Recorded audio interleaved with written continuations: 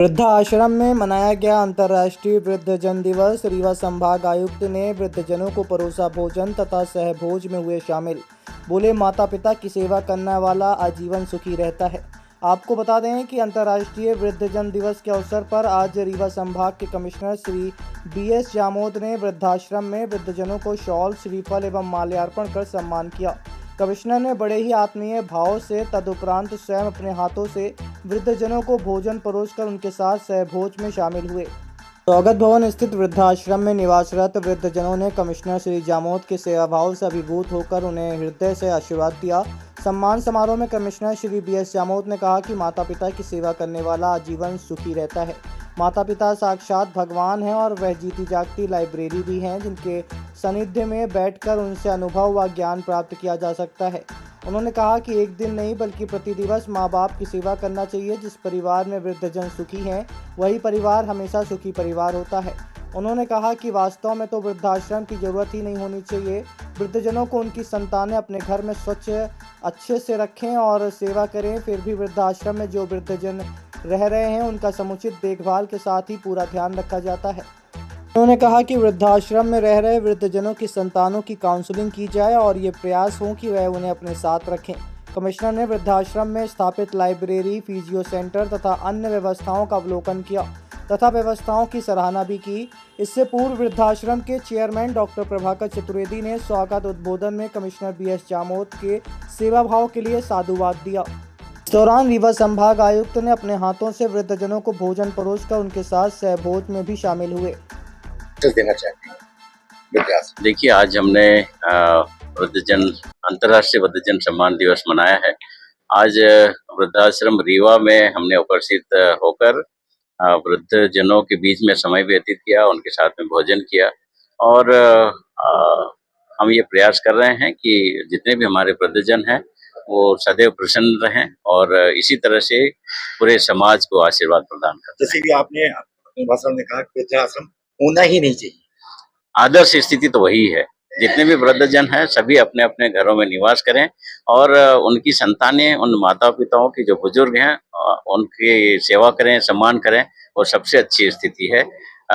फिर भी अगर ऐसी स्थिति निर्मित नहीं होती है तो निश्चित तौर पर ऐसे जो हमारे वृद्धाश्रम हैं उनमें हम वृद्धजनों की सही ढंग से सेवा करें। प्रभाकर चतुर्वेदी, आप यहाँ के वृद्धाश्रम के चेयरमैन, इस तरह भी कमिश्नर साहब ने कहा वृद्धाश्रम में इतना बढ़िया हमने भोजन किया, लोगों के साथ बातचीत की, लाइब्रेरी देखी, इसको आगे अब कहाँ तक ले जाना चाहिए? अब व्यवस्थाओं में तो हम कितना भी करें, कुछ न कुछ शेष बचता है। एक से एक आवश्यकताओं की प्रतिपूर्ति के बाद कुछ न कुछ ऐसा बचता है। हमारी एक बहुत पुरानी मंशा है और ये जब वृद्धाश्रम का प्रारंभ हुआ तब भी एक मंशा है। ऐसे कुछ परिवार, ऐसे कुछ लोग हैं जिनके आगे पीछे कोई नहीं है। उसके लिए हमारे हृदय में, हमारे मन में एक बात है, एक हाउस पीस उसे कहते हैं, उसकी स्थापना करने का।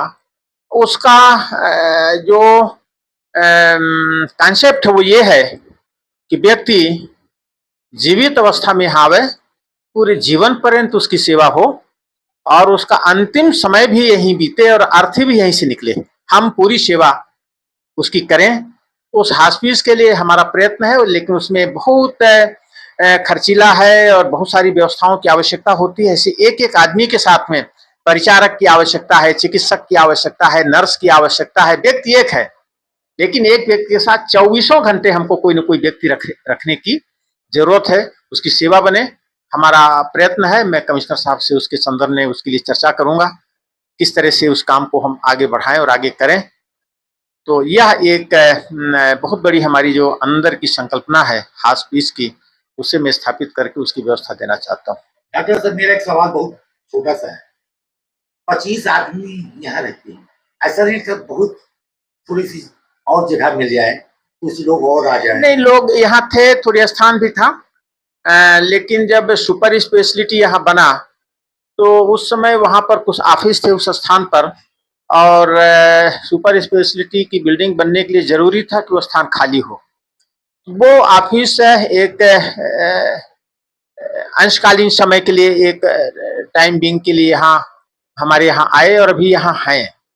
ये इनके ऑफिस भी लगभग बन गए हैं। पीडब्ल्यूडी का ऑफिस यहाँ लग रहा है, पीडब्ल्यूडी का नया ऑफिस बन गया है और ये लोग सब उसमें स्थानांतरित होंगे। तो जैसे ये लोग वहां जाएंगे तो पूरा का पूरा जो स्वागत भवन भारतीय रेड क्रॉस सोसाइटी को मिला हुआ है, तो हमारी जो अन्य गतिविधियां हैं, रुकी हुई गतिविधियां हैं, जिन्हें किन्हीं कारणों से हमें स्थगित करना पड़ा है, वो भी हम प्रारंभ करेंगे और संख्या भी बढ़ाएंगे। अब आपके रीवा शहर में खुल गया है रिजॉर्ट डी विजय विलास, रीवा का सबसे भव्य वेडिंग और इवेंट डेस्टिनेशन। अब रीवा में भी करें डेस्टिनेशन वेडिंग का सपना साकार।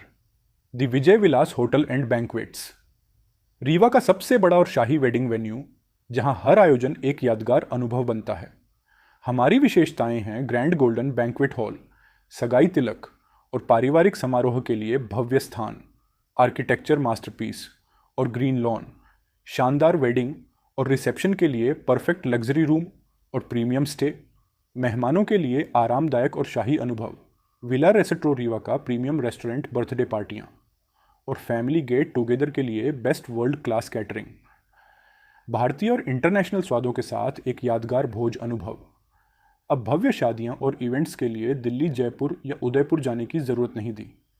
विजय विलास में रीवा का सबसे शानदार वेडिंग एक्सपीरियंस पाएं।